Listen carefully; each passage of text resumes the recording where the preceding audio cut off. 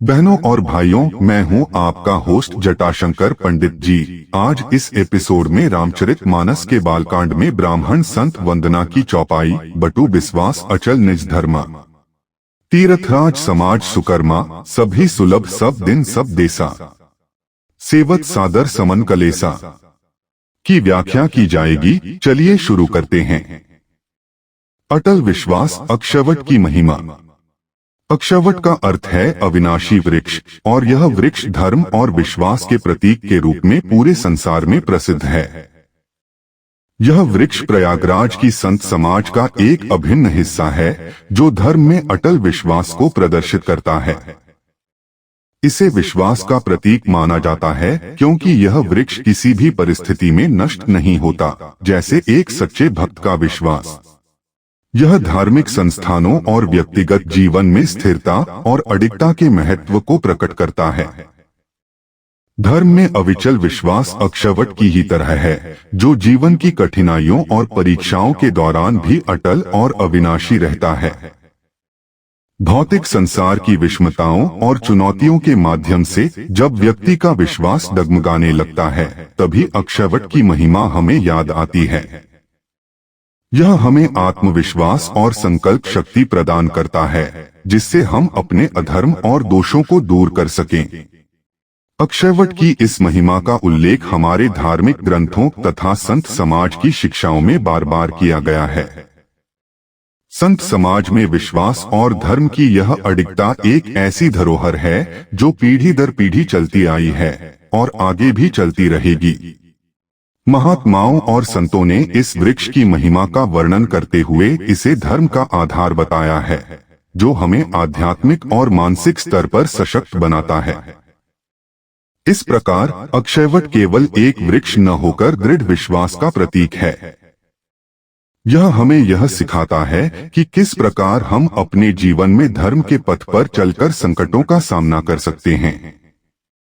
संत समाज रूपी प्रयागराज में अक्षयवट की इस महिमा से प्रेरित होकर हम भी अपने विश्वास को अडिग बनाए रख सकते हैं और धर्म के मार्ग को अवलंबित कर सकते हैं।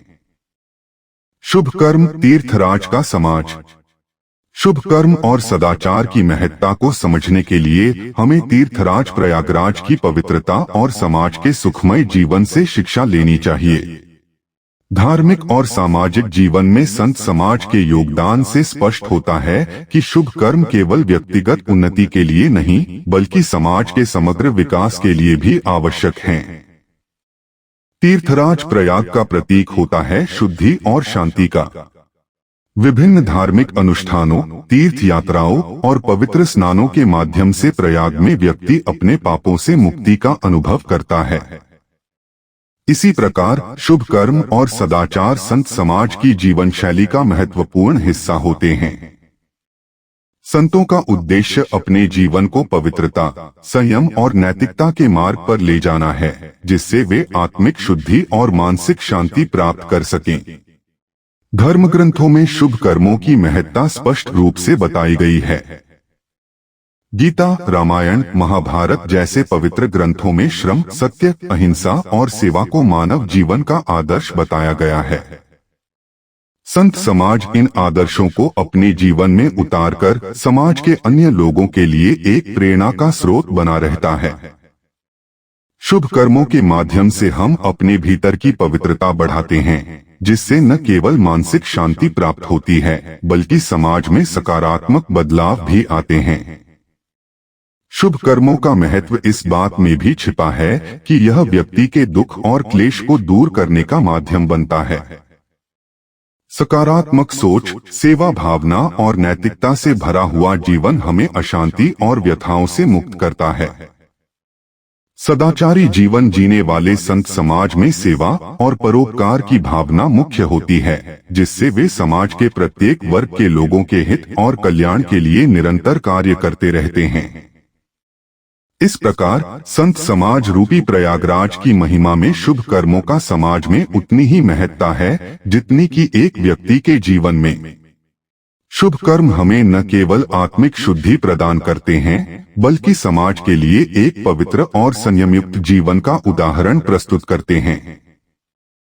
संत समाज रूपी प्रयागराज की महिमा यह है कि यह समाज समस्त सीमाओं और बंधनों से परे है। समय की कोई भी स्थिति और स्थान की कोई भी बंधन संत समाज को सीमित नहीं कर सकता। हर युग में और हर स्थान पर यह समाज मानवता के कल्याण के लिए तत्पर रहता है। संत अपने आचरण, विचार और उपदेशों से सभी को सही मार्ग पर चलने के लिए प्रेरित करते हैं, जो लोक कल्याण के अनुरूप होता है।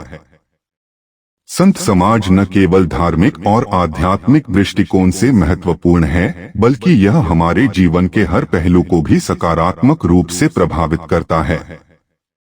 इससे व्यक्ति को संयम, धैर्य और परोपकार का मार्ग मिलता है। इन संतों के उपदेश समय और स्थान की सीमाओं से परे होते हैं। यह समाज एक ऐसा आदर्श प्रस्तुत करता है जो हर समय और हर अवस्था में प्रासंगिक रहता है। संत समाज की परंपराएं और उनके मार्गदर्शन का अनुसरण करने से व्यक्ति को समस्त क्लेश और दुखों से मुक्ति मिलती है।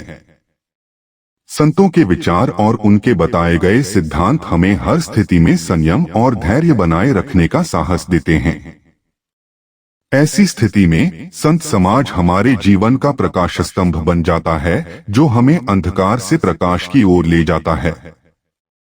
संत समाज के आचार विचार और उनकी सिखावन किसी भी भौगोलिक या कालिक सीमा से मुक्त हैं।